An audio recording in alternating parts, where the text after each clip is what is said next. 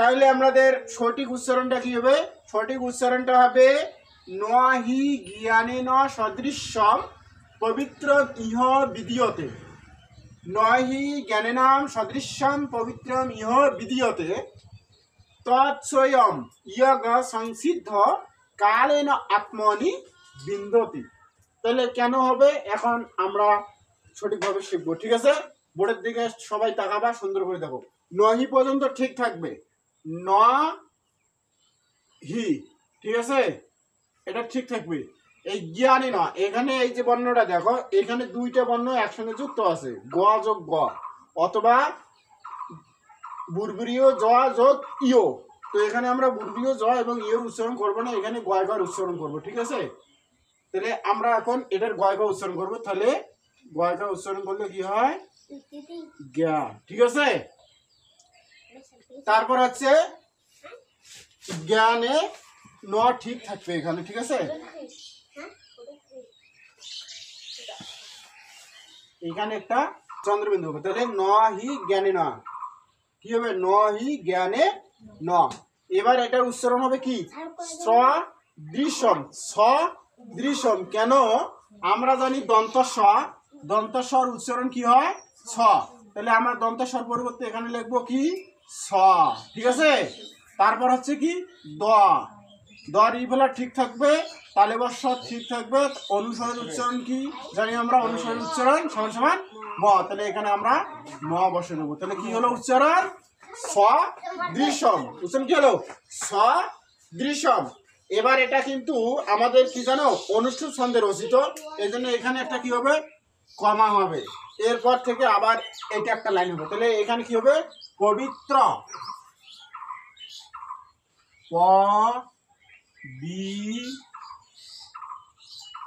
পবিত্রম, পবিত্রম। এবার কি আছে? একটা পবিত্রম পর্যন্ত উচ্চারণ থাকলে এখন ঋষিকার আছে। তাহলে ঋষিকার উচ্চারণটা কোথায় যাবে? ঋষিকার উচ্চারণটা পরের শব্দের সাথে হবে। তাহলে ঋষিকার পরিবর্তে আমরা কি লিখতে পারি? রস্বই। তারপর কি আছে এখানে? হ। তাহলে কি হলো? পবিত্র ইহ, পবিত্র ইহ। তারপর এখানে কি হবে? বয়সিকারে ঠিক থাকবে, দোয়া ঠিক থাকবে, তাহলে বিদ। এখন দেখো এই যে জ ফলা, জ ফলার উচ্চারণ আমরা কি জানি? জ ফলা সমান সমান ইয়। তাহলে জ ফলার জায়গায় আমরা ইয় লিখবো। তাহলে এখানে আমরা কি করব? রস্বইতে কি হয়? ঋষিকার। রস্বইতে কি হয়? ঋষিকার। তাহলে আমরা এখন দর সাথে কি করে দেবো? রস্বইতে ঋষিকার, দর সাথে উচ্চারিত হবে। তাহলে বিদি। এখন রস্বইকার গেল, এখন বাকি থাকলো কি? অন্তস্তীয়। দেখা যাচ্ছে? বাকি থাকলো অন্তস্তীয়। এই অন্তস্তীয় এখানে আমরা বসে দেবো। তাহলে কি হলো? বিদিয়, বিদি অ। তারপর কি আছে? তয়কারে তে। তাহলে উচ্চারণ কি হলো? নহি জ্ঞানেন সদৃশ্যম পবিত্রম ইহ বিদীয়তে। তারপরে লাইন দেখো তৎস্বয়ং। কেন তৎস্বয়ং হলো? আমরা জানি খন্দতার উচ্চারণ সবসময় কিসের মতো হয়? তর মতো হয়। তাহলে আমরা এখানে লিখবো ত যোগ ত। তাহলে তৎ স্বয়ং কেন হবে? আমরা জানি দন্তস্বর উচ্চারণ হচ্ছে কি? স। তাহলে দন্তস্বর জায়গায় আমরা কি লিখবো? স লিখবো। এখন দেখো সর সাথে কি একটা আছে? ব ফলা আছে। ব ফলার উচ্চারণ আমরা কি জানি? ব ফলা উচ্চারণ হয় উ যোগ অ অথবা ও যোগ অ। ঠিক আছে, তাহলে আমরা কি গুলো? উ উচ্চারণ করবো, উ যোগ অ উচ্চারণ করবো। তাহলে দন্তস্বর উচ্চারণ আমরা কি লিখছি? স লিখছি। এবার ব ফলার উচ্চারণ কি হবে?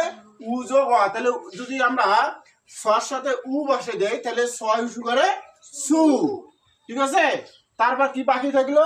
অ থাকলো। তাহলে এবার আমরা লিখবো অ। তাহলে সু অ। তারপর কি আছে? অন্তস্তীয় আছে। এবার আমরা অন্তস্তীয় এখানে লিখলাম। ঠিক আছে, তারপর কি বাকি আছে? অনুসর। অনুসরণ উচ্চারণ কি? অনুসরণ উচ্চারণ হচ্ছে ম। তাহলে আমরা এখানে লিখবো ম। তাহলে উচ্চারণ কি আসলো? সু অয়ম। কি উচ্চারণ আসলো? সু অয়ম। তাহলে তৎসুয়ম একসঙ্গে উচ্চারণ করবে, তৎসুয়ম, তৎসুয়ম। ঠিক আছে, তৎসুয়ম। এরপর কি আসলো?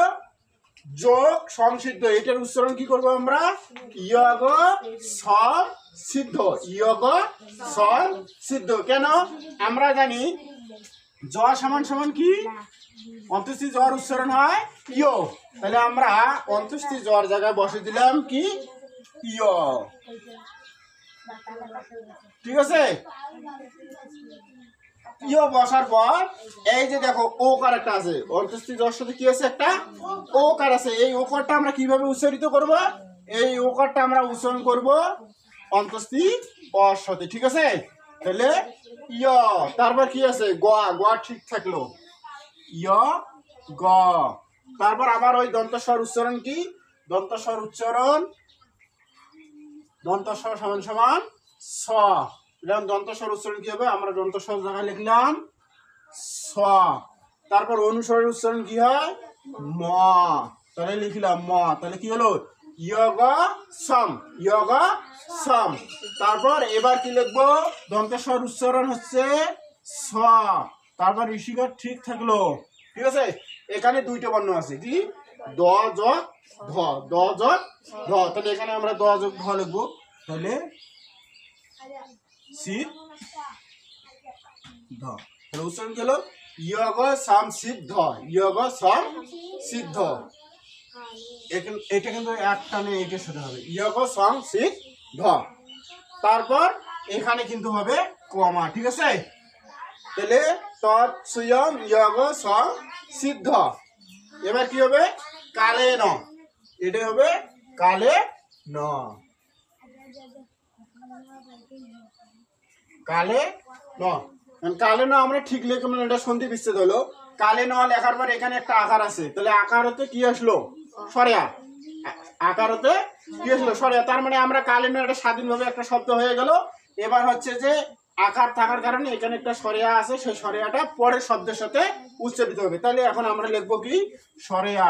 এখানে একটা ইয়ে হবে সরেয়া। তারপর এখানে আছে ত যোগ ম, কি আছে এখানে? ত যোগ ম, তাহলে ত যোগ ম, তাহলে আত্ম নয় শিখরে নি, আত্ম নি। তাহলে কি হলো? কালে না আত্ম নি। এরপর কি আছে? বিন্দতি, বিন্দতি ঠিক থাকবে, বিন্দতি। তাহলে আমাদের কি উচ্চারণ আসলো? এখন দেখো, নহি জ্ঞানে না সদৃশ্যম পবিত্রম ইহ বিদ্যতে, তৎস্বয়ং ইয়গ সংসিদ্ধ কালেন আত্মনি বিন্দতি। এটাকে যদি আমরা সুর দিতে যাই, এটা হচ্ছে অনুষ্ঠুপ ছন্দ। ঠিক আছে, এটা হচ্ছে কি? অনুষ্ঠুপ ছন্দ। এই যে আমি কিন্তু কমা দিয়েছি, এই যে এখানে একটা কমা আছে, এখানে একটা কমা আছে, মানে কমা এগুলো করে একটি করে থামতে হবে। তাহলে আমরা কিভাবে উচ্চারণ করবো? উচ্চারণ করবো এইভাবে, শুনো ভালো করে। নাহি জ্ঞানেনাম সদৃশ্যম পবিত্রমিহ বিদ্যতে, তৎস্বয়ং ইয়গ সংসিদ্ধ কালেন আত্মনি বিন্দতি। এইভাবে উচ্চারণ করতে হবে। হ্যাঁ, আবার বলতেছি, দেখো, নাহি জ্ঞানেন সদৃশ্যম পবিত্রমিহ বিদ্যতে, তৎস্বয়ং ইয়গ সংসিদ্ধ কালেন আত্মনি বিন্দতি। এইভাবে উচ্চারণ করতে হবে। ঠিক আছে, তাহলে এবার ইয়ের দিকে তাকাও। এই লোকে ব্রহ্ম জ্ঞানের ন্যায়, অর্থাৎ জ্ঞানের ন্যায় সদৃশ পবিত্র আর কিছু নাই। নিজের চেষ্টাকৃত কর্মযোগ বা ধ্যান যোগ, অর্থাৎ অধ্যয়ন রূপ যোগ বলে মনের দ্বারা দীর্ঘকাল পরে নিজ আত্মাতে সেই ব্রহ্ম জ্ঞান লাভ করিয়া থাকেন। ভগবান উবাচা নহি জ্ঞানেন সদৃশ্যম পবিত্রম ইহ বিদ্যতে, তৎস্বয়ং ইয়গ সংসিদ্ধ কালেন আত্মনি বিন্দতি।